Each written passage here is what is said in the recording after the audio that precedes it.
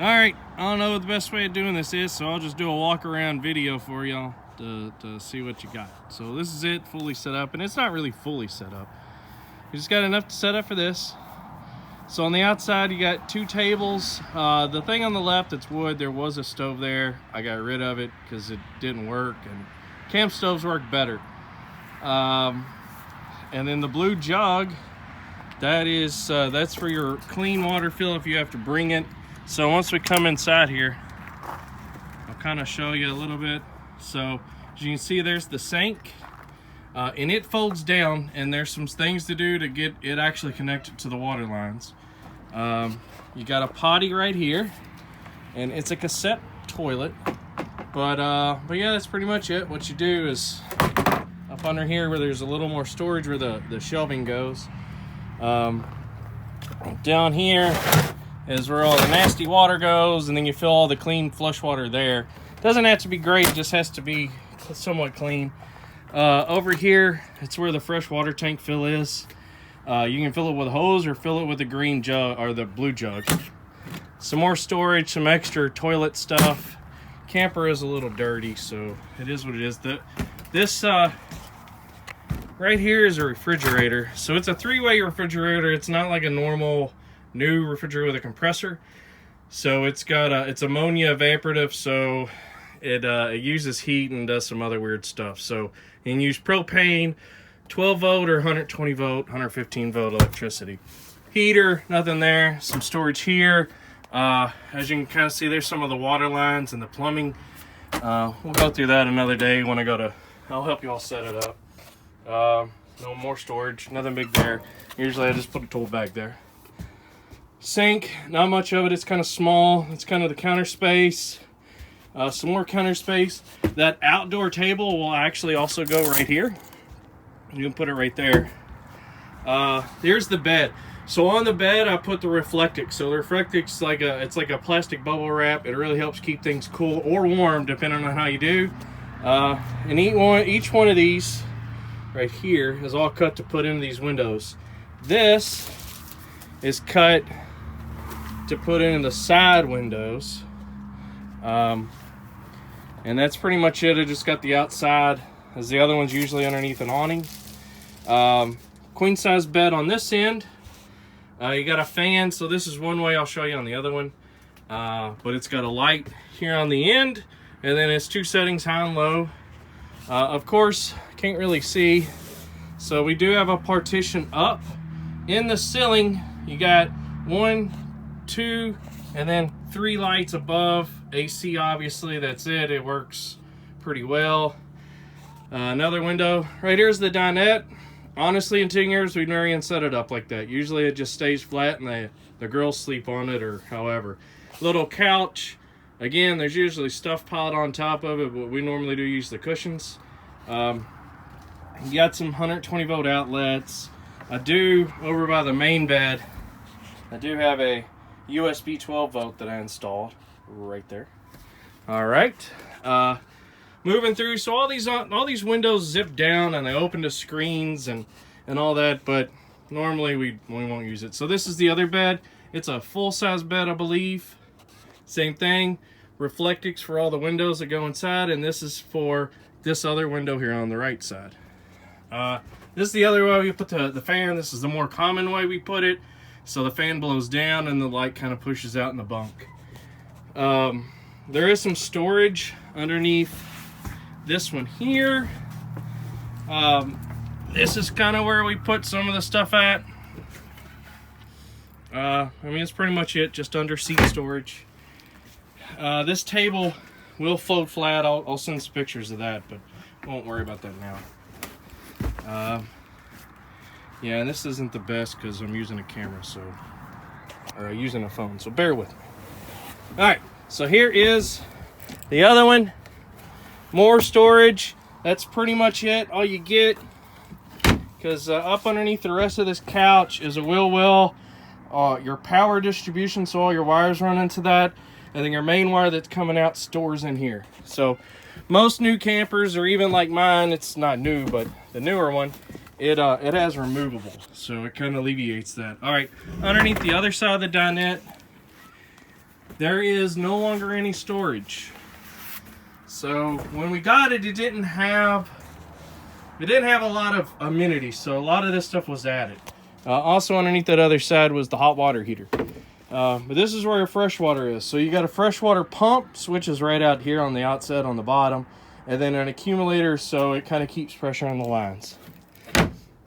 So that just kind of, I'm thinking 10 years of owning this, we've only had to really use the fresh water twice, and that's it. Other than that, we're just using a hose connected to regular city water.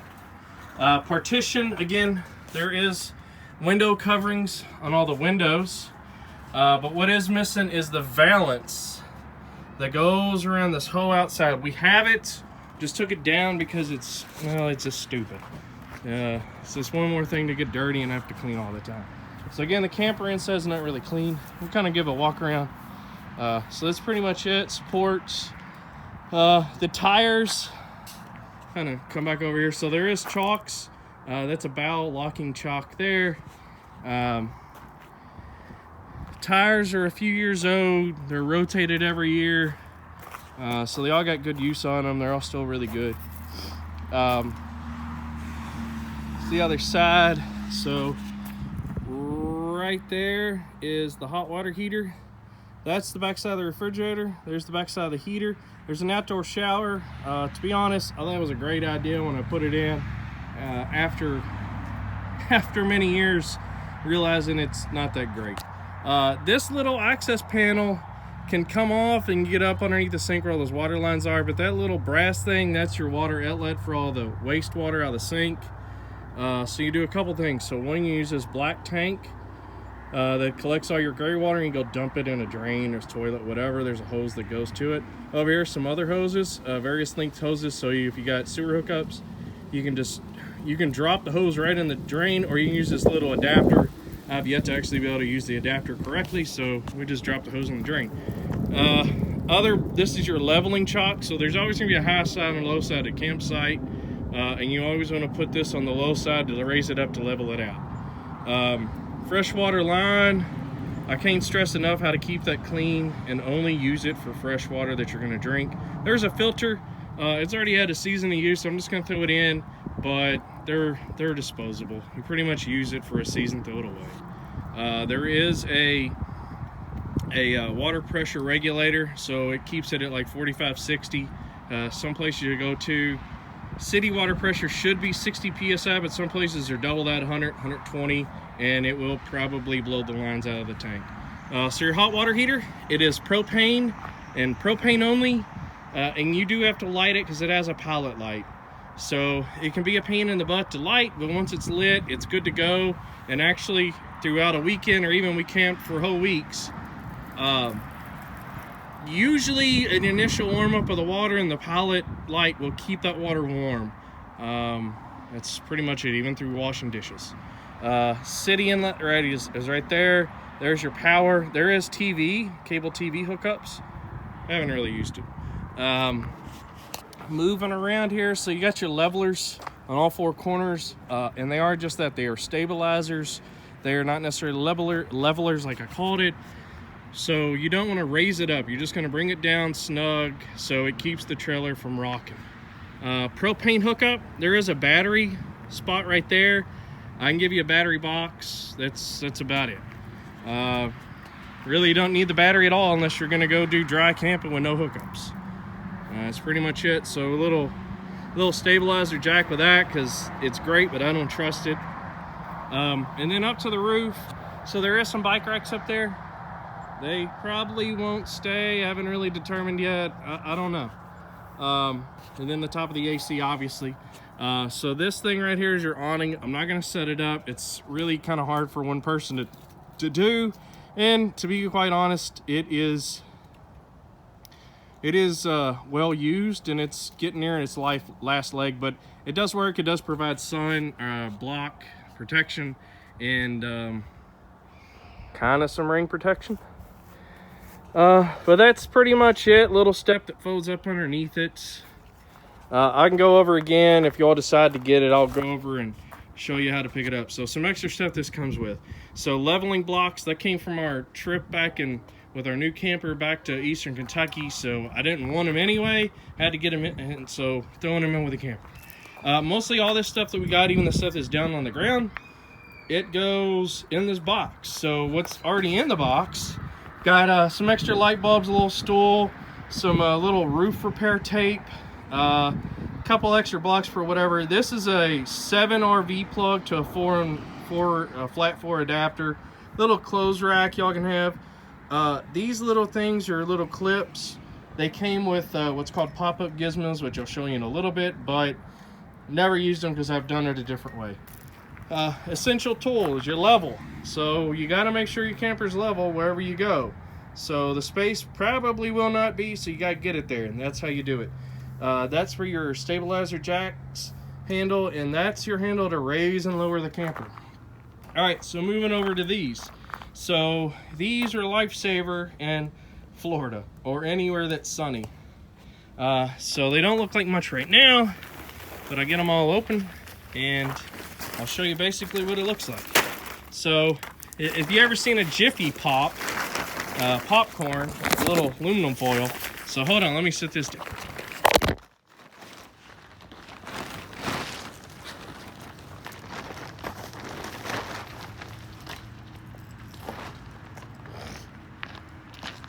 Okay. All right, so they look stupid, but they work, and they work great. What they do, they reflect all the sun back out and keep your bunkins very cool.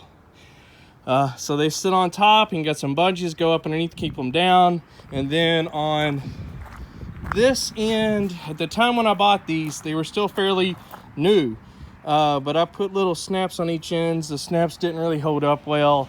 But there is some other things you can do, and honestly, I think it lasted a season or two, and all those other seasons since, we pretty much just we pretty much just go with it. So they sit up top, they do fine, even in the rain, in the wind, all of it. So that's pretty much it. They'll fold up. There's 2 of them, a longer one for the front bunk, shorter one for the other bunk. That's pretty much it. Long video, I know, and there was some upside down stuff and it was shaky, but this is what you get with a camera. So pretty much it. Overall, everything does work, but it's a 2003, so it's been used. I'll kind of give you some pictures that I took, even with it folded up and everything else. But I think fully loaded, we had it at 2,700 pounds. That's more or less its max weight that it can carry. And that's axle weight, so we put it on a scale to get that.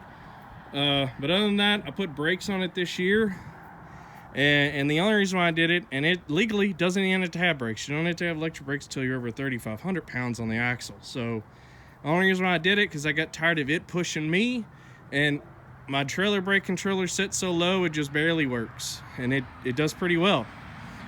So like I said, it's got new brakes, fairly new tires. I mean, it's ready to go camping. It's just we got tired of the work, because there is a lot of work in this, but it's a great way into camping. All right, here we go.